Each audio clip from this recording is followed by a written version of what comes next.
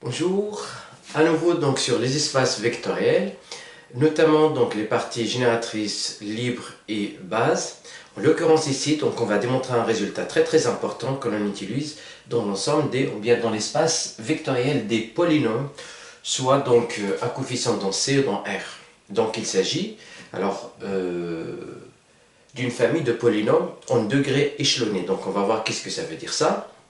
Et c'est un résultat vraiment très utilisé, souvent lorsqu'on travaille dans des espaces vectoriels des polynômes.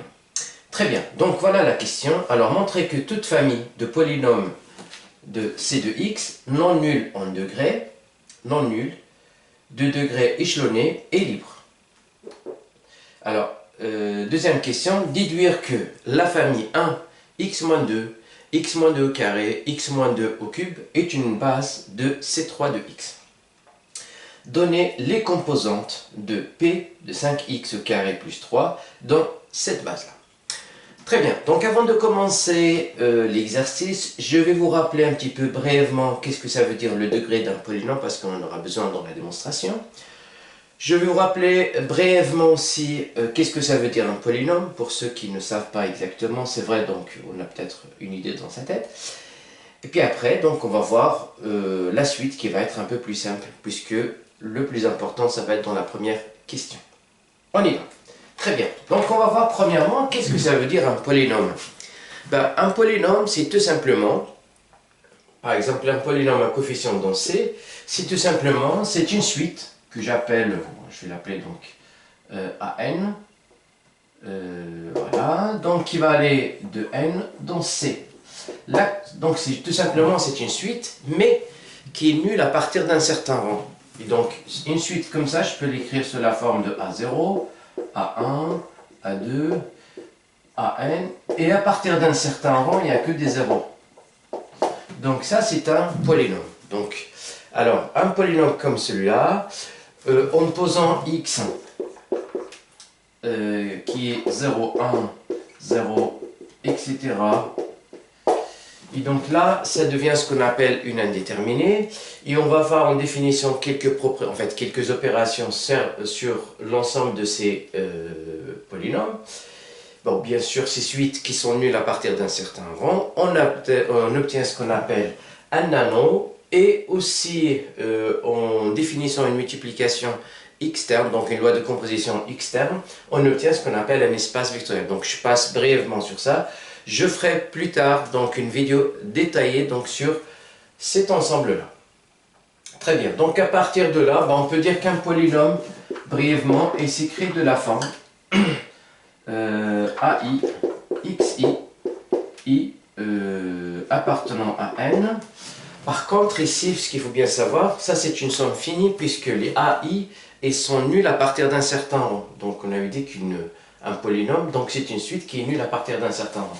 Donc ça veut dire alors, ça, donc, il existe, si vous voulez, donc E0, ou bien grand N, si vous voulez, ou bien petit n, tel que, quel que soit I supérieur ou égal à N, mais j'ai AI qui est égal à 0. Donc du coup cette somme-là devient une somme finie, I allant de 0 jusqu'à petit n de AI xi. Donc en gros voilà à quoi il ressemble un polynôme. Donc à partir de là, j'aurais besoin de parler donc de degré. Eh bien qu'est-ce que ça veut dire le degré d'un polynôme? Ben, c'est tout simplement, alors le degré que l'on note comme ça, degré d'un polynôme, c'est quoi? Eh bien c'est le max sur I. Alors, quelle est la condition? Donc, le max sur I, mais avec, il faut que AI soit différent de 0. Donc, je prends le plus haut, le plus grand I, le plus grand indice, qui est non nul. Donc, à partir de cet indice-là, donc, t est nul. Et bien, ça s'appelle le degré de P. Donc, par convention, donc, le degré de polynôme nul, degré de polynôme nul, 0, et ben on dit que c'est moins l'infini. Donc c'est par convention. Après, donc vous avez pour toutes les constantes, donc alors degré d'un polynôme constant, donc j'appelle C, bien sûr avec C différent de 0, et bien c'est 1.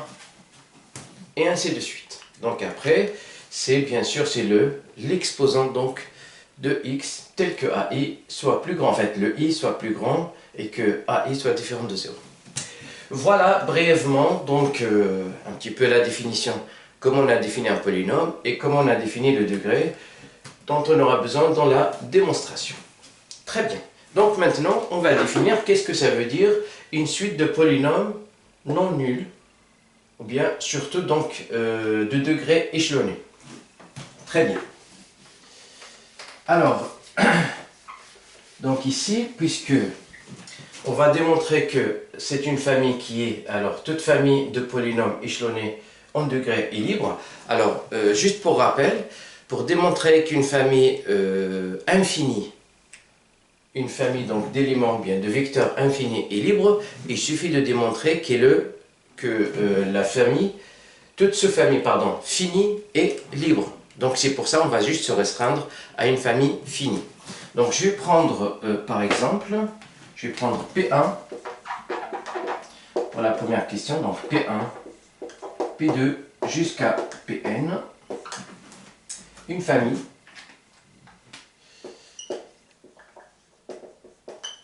de polynômes non nuls. Il faut qu'ils soient non nuls. Et donc de degrés échelonnés.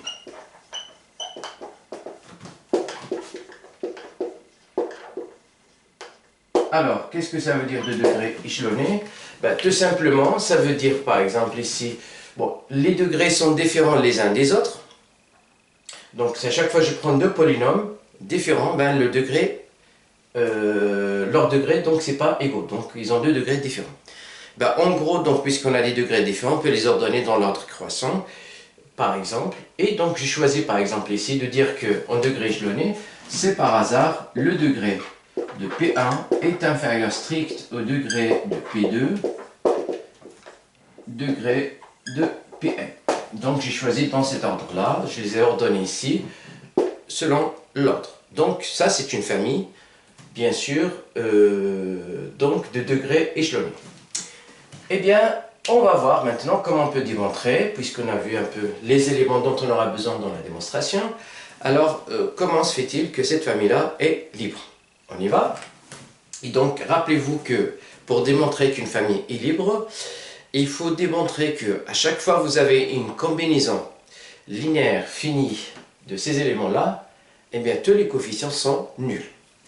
Donc, soit, alors, je vais prendre lambda 1 jusqu'à lambda n des scalaires. Donc, je travaille sur cet espace-là. Je vais supposer que c'est un espace vectoriel et qui est basé sur le corps C. Donc, des scalaires. Et tel que, je vais prendre donc la combinaison linéaire lambda 1, P1, plus lambda 2, P2, plus, etc. jusqu'à lambda n, Pn, égale à 0.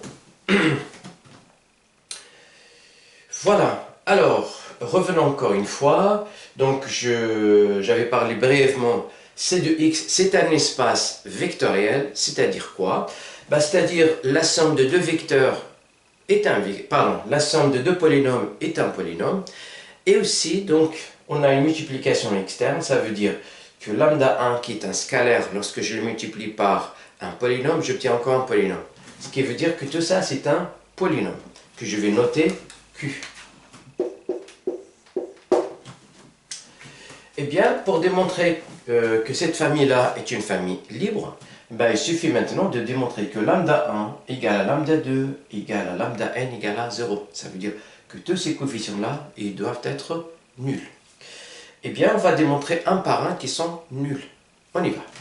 Eh bien, je vais commencer par le plus haut ici. Donc, je vais faire une démonstration par l'absurde. Ça veut dire que je vais supposer qu'il est non nul. Donc, supposons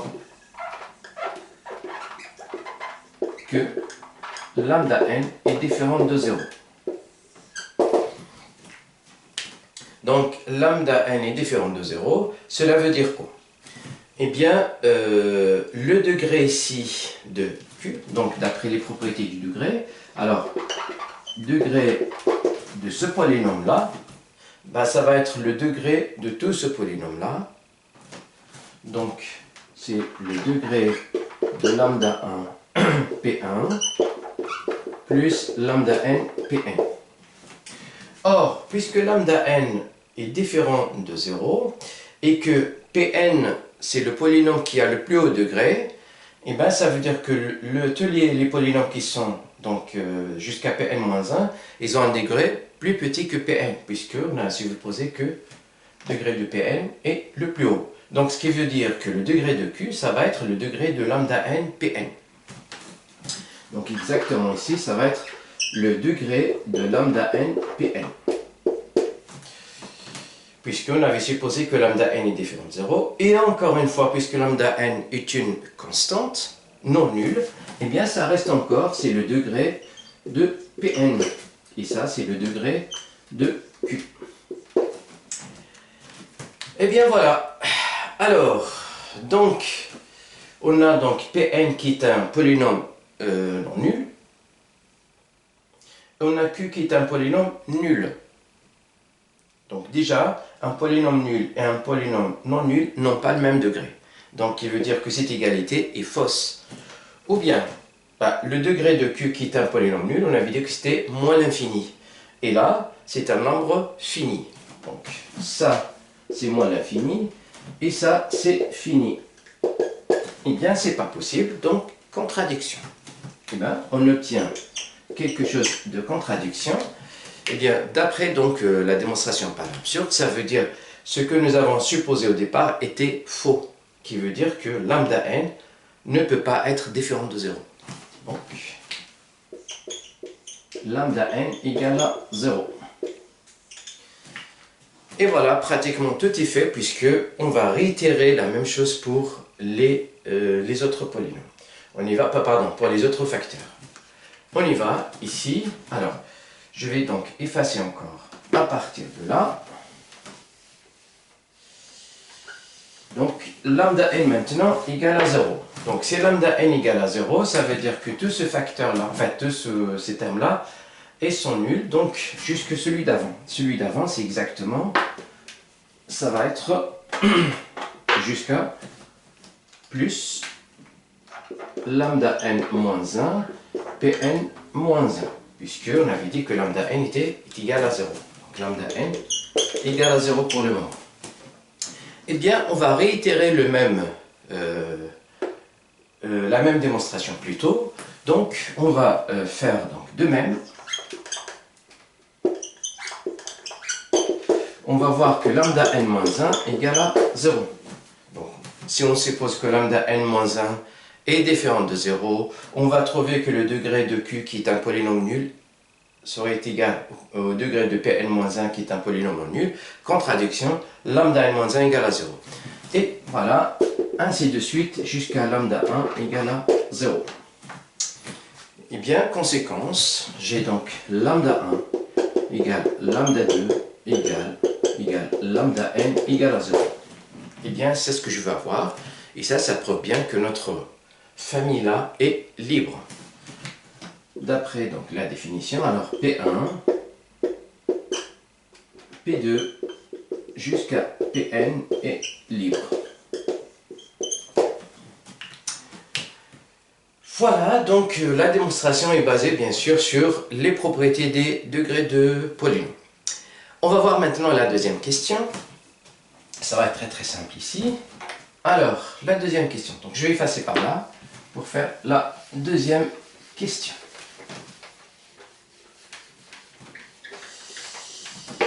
Alors, la deuxième question est la suivante. Donc, il s'agit de démontrer que 1, x-2, x-2 au carré, x-2 au cube est une base de C3 de x. Et donc, pour que ce soit une base, on va démontrer qu'il est libre.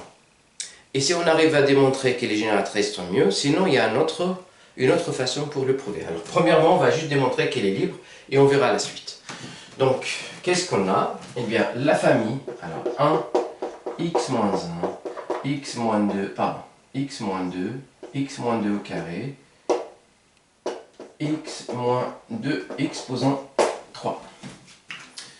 Donc là, c'est un polynôme unitaire, unitaire, unitaire, etc. Donc, on constate bien, après le développement ici, donc je vais avoir x au carré moins 4x plus 4. Là, après le développement, c'est une identité remarquable d'ordre 3, donc ça va faire x3 plus 3x carré 3, donc 6x carré, etc. Donc en développement. Donc on voit très bien que le degré ici, le degré, donc là, degré de 1 égale à 1, degré de x moins 2, ça va faire, pardon, là c'est 0. Le degré de x moins 2 au carré, ça va faire 2. Et le degré de x moins 2, x posant 3, c'est 3. Donc j'ai bien des degrés échelonnés et j'ai des polynômes non nuls. Donc, d'après la première question, il s'agit d'une famille libre. Donc tout ça, ça permet de dire, puisque 0 est inférieur à 1, est inférieur à 2, est inférieur à 3, cela veut dire que, d'après la première question,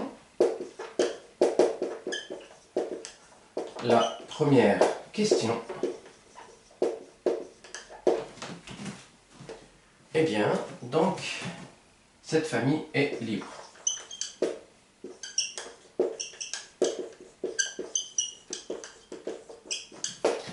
Très bien.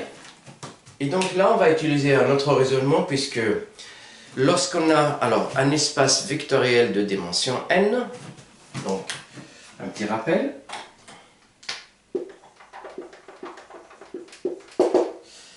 donc c'est par hasard, CE est un espace vectoriel de dimension n. Eh bien, donc un résultat de l'algèbre linéaire qui nous dit que toute famille libre de cardinal n est une base. Ou bien, toute famille génératrice de cardinal n aussi est une base. Eh bien, c'est le cas ici, puisque l'espace vectoriel C3 de x, il est de base, en fait, il est de dimension 4. Donc, alors, c'est très connu. Donc là, la base de cet espace-là, c'est 1, x, x2, x3. Donc, tout élément de ça s'écrit sous forme d'une combinaison linéaire et d'une façon unique de 1x, x carré, x3. Donc là, c'est une base. Et donc, comme en fait, le cardinal ici, c'est 4, c'est un espace vectoriel de dimension 4. Et donc là, j'ai une famille libre dont le cardinal est égal à la dimension de cet espace. Donc, c'est bien une base. Donc, d'après, bien sûr, ce rappel. Eh bien, donc, je peux dire que maintenant que 1x moins 2, x moins 2 au carré, x moins 3, pardon, au cube, est une base. Voilà, tout simplement parce qu'il est libre et contient 4 éléments. Très bien, puisque c'est une base, eh bien, tout polynôme de C3 de x, il s'écrit d'une manière unique sous forme d'une combinaison linéaire de tous ces éléments-là. Eh bien, les coefficients à chaque fois, par rapport à chaque vecteur ici, mais c'est ce qu'on appelle les composantes que l'on va déterminer dans la troisième question. Très bien. Donc, je vais effacer par là. Alors, donc, comme c'est une base ici, eh bien, j'ai le polynôme P5. Alors, P est égal à 5x au carré plus 3. Et donc, je viens de dire, puisque là, maintenant, c'est une base, il va exister, donc il va exister unique, alpha, bêta, gamma, delta, tel que quoi? Eh bien, tel que P égale alpha fois 1 plus bêta fois x moins 2 plus gamma fois ça plus delta fois x moins 2 x posant 3. Et donc la question ici, on nous demande des composantes, ça veut dire combien ça fait alpha, bêta, gamma et delta. Donc c'est ça ce qu'on demande de chercher. Eh bien pour les avoir, on va les trouver peut-être un par un ou on va voir peut-être un système. Alors, première remarque, j'ai P qui est de degré 2, ici. Et bien, ce polynôme-là, c'est par hasard, lambda est différent de, pardon, ici, donc oui, c'est par hasard, donc si par hasard gamma est différent de 0, eh bien, ce polynôme-là serait de troisième degré. Donc, ce qui est impossible. Alors, c'est ce que je vais voir. Supposons delta est différent de 0. Donc, si delta est différent de 0, ce polynôme-là, il va être de degré 3. Et bien, donc, le degré de P qui est là égal à 2 est égal en même temps, puisque la lambda est différente de 0, et ça c'est un polynôme unitaire, ben, ça va faire donc 3. Donc, impossible. Donc, notre lambda ici, égale à, pardon, je dis lambda, donc delta égale à 0. Et bien maintenant, on va chercher donc alpha, bêta et gamma. Donc pour cela, eh bien, on va développer ici et faire bien sûr ce qu'on appelle une identification avec cette écriture-là. On y va. Donc j'ai alpha ici, alors, P égale à alpha plus bêta x moins 2 x plus gamma, ben je développe ici, donc ça va faire x au carré moins 4x plus 4. Donc je vais écrire ça d'une façon un peu plus simple pour pouvoir l'identifier avec cette écriture-là. Je vais commencer par le degré le plus haut ici, qui est donc gamma x au carré. Donc, ensuite, je vais passer donc au degré 1. Je ne l'ai pas ici, mais là, je peux l'avoir puisque j'ai des x ici. Et bien, donc ça va faire bêta, donc là, ça va partir. Moins 2, alors, donc moins 2 bêta x, pardon, moins 2 bêta ici. Ensuite, alors, je vais avoir moins 4 gamma. Voilà. Ensuite, donc là, facteur de x. Et maintenant, il va nous rester, bien sûr, les facteurs qui ne contiennent pas x. Donc, à savoir alpha plus alpha moins 2 bêta, puis après, plus 4 gamma. Et ça, bien sûr, ça fait 5x carré plus 3. Et donc là, je vais identifier, donc, deux polynômes sont égaux si et seulement si, eh bien, ils ont les mêmes coefficients. Donc, le coefficient de x carré, c'est 5, le coefficient de x carré égale à gamma. Donc, à partir de là, ben, je peux dire que gamma égale à 5, déjà pour la première identification. Ensuite, là, pour le x, le facteur c'est b moins 4 gamma, mais là il n'y a pas de x, ça veut dire que le coefficient égale à 1, et donc ce qui veut dire que, pardon, égale à 0, alors bêta moins 4 gamma égale à 0. Et enfin, là, le coefficient qui ne contient pas x c'est 3, et bien là, c'est tout ça. Donc qui veut dire que alpha moins 2 bêta plus 4 gamma égale à 3. Voilà, alors déjà, donc on a la deuxième valeur qui est donnée directement. Et bien, à partir de celle-là, puisque gamma égale à 5, donc 4 fois 5, ça fait 20, qui veut dire que bêta égale à, en faisant passer donc moins 20 de l'autre côté, ça va devenir 20. Donc à partir de là, je peux dire que bêta égale à 20. Et bien maintenant, donc j'ai bêta qui est égal à 20, j'ai gamma qui est égal à 5, delta égale à 0, il va nous rester juste alpha. Donc pour avoir alpha, eh bien, donc alpha égale 2 bêta. Donc bêta ça fait 20 fois 2 ça fait 40. Donc passer de l'autre côté, ça, pardon, moins 40, donc ça va faire 40 ici. Après 4 gamma, donc 4 gamma, 4 fois 5 ça fait 20. Avec le moins, ça va faire moins 20, plus 3. Et donc, et 40 moins 20 plus 3, ça fait 23. Eh bien, en gros ici, eh bien, donc alpha, bêta, gamma, delta, on les a tous trouvés. Gamma, c'est 0. Delta, ça fait 5. Bêta, ça fait 20. Et alpha, ça fait 23. Donc alpha égale 23. Et bien, on a trouvé toutes les composantes dont on en a besoin ici. Et bien voilà, donc on a répondu à la question ici. Et bien vous allez voir que ça c'est vraiment donc c'est très puissant puisque ça nous facilite pas mal de travail lorsqu'on travaille dans l'espace vectoriel des polynômes, bien l'anneau des polynômes. Voilà, donc on arrive à la fin de cette vidéo. Si vous avez des questions, n'hésitez pas à m'en faire part. Et bien d'ici là, je vous souhaite une très bonne journée. Merci.